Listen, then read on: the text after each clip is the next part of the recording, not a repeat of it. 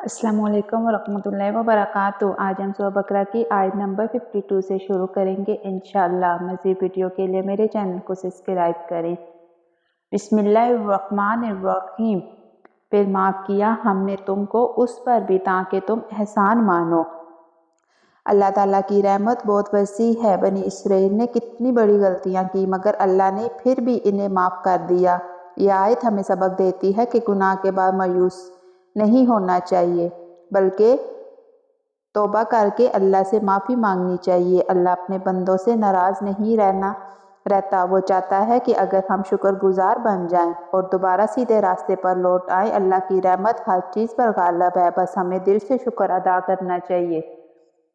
ये आयत इस वाक़या का हवाला देती है कि जब मूसा अलैहिस्सलाम ने 40 रोज़ के लिए अपने रब की तरफ गए थे और उनके जाने के बाद बनी इसराइल ने गुसाला की पूजा शुरू कर दी थी। उसके बावजूद अल्लाह ताला ने इन्हें माफ़ किया। आयत फरमाती है कि हमने तुम्हें माफ़ किया ताकि तुम शुक्रगुजार बनो।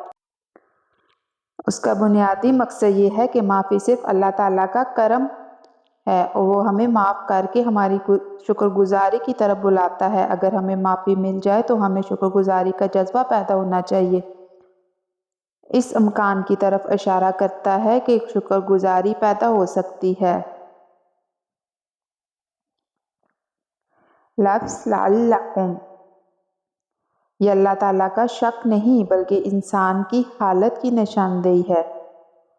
आयत नंबर 51-52 के तनाज़ुर में ये वाक़या इस वक्त पेश आया जब बनी इसराइल फ़िरौन के निजात के बाद दरिया से गुजर रहे थे। फिर मूसा अलैहिस्सलाम 40 रातों के लिए गए थे।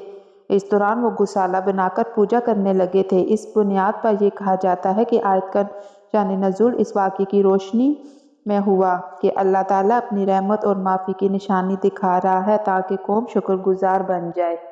आयत नंबर 53। और जब दी हमने मूसा को किताब और हक को नाहक से जुदा करने वाले अहकाम ताकि तुम सीधी राह।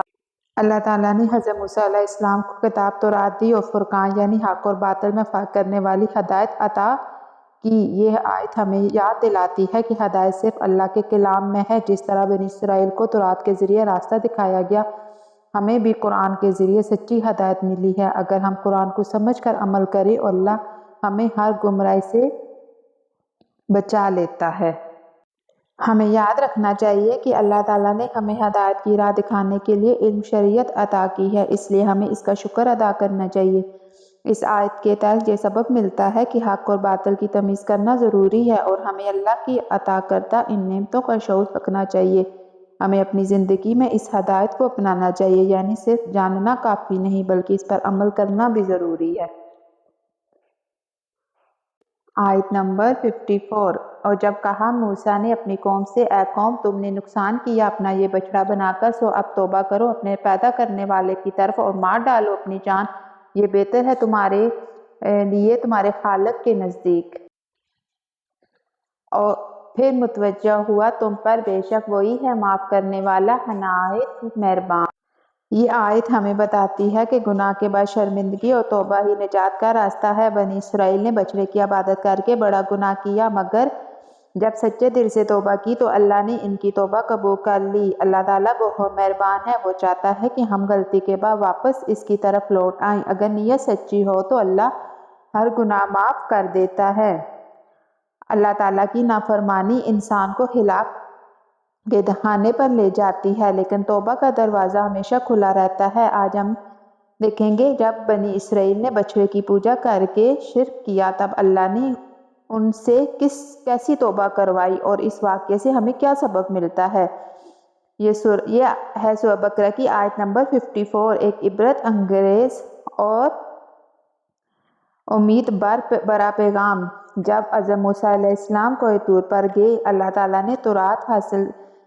अल्लाह से तौरात हासिल करें तो उनकी गैर मौजूदगी में सामरी नामी शख्स ने एक सोने का बछड़ा बनाया। ये तुम्हारे माबूद हैं। कौम ने इस बछड़े की पूजा शुरू कर दी, यानी शिर्क का इर्तिकाब किया।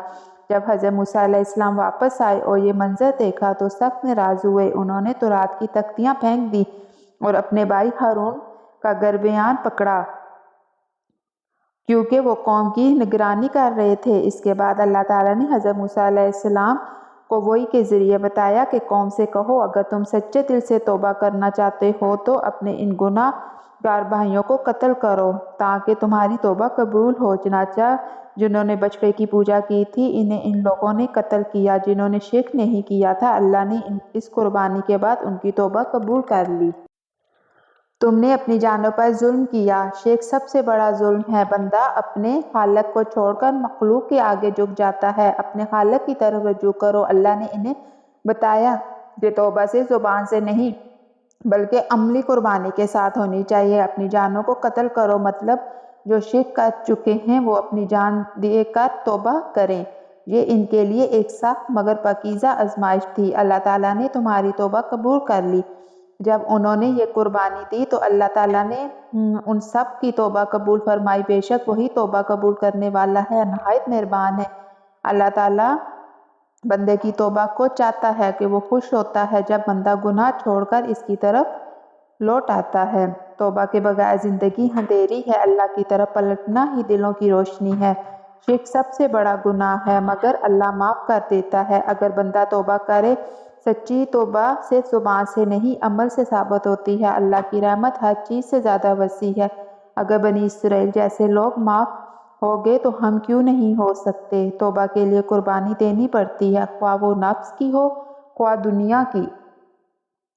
اگر ہم نے کبھی غلطی کی، کس گناہ یا نافرمانی میں پڑ گئے تو نا امید مت ہو، اللہ تعالیٰ تواب الرحیم ہے، وہ ہمیں بھی معاف کر دے گا اگر ہم دل سے لوٹ آئیں۔ سچی توبہ کا مطلب یہ ہے کہ گناہ چھوڑ دو اور دوبارہ اس غلطی کی طرف نہ جاؤ۔